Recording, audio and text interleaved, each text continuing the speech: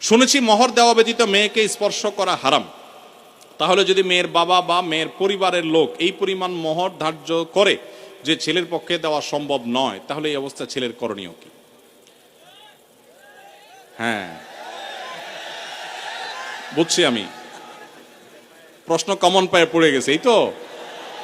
আচ্ছা শুনেন, যারা ঠিক ঠিক করছে এইসব হয় আবিয়াত্তা পুরুষ, আর না হলে বিয়ে করে বেচারা ফাইসা গেছে। শুনেন, ভালো করে শুনেন। প্রথম কথা হলো যে মোহর দেওয়া ছাড়া স্ত্রীকে স্পর্শ করা হারাম, এ কথা ভুল। প্রশ্নে যিনি লিখেছেন এটা সঠিক কোনো কথা না। মোহর ধার্য করলে সেটা দিতে হবে বাধ্য।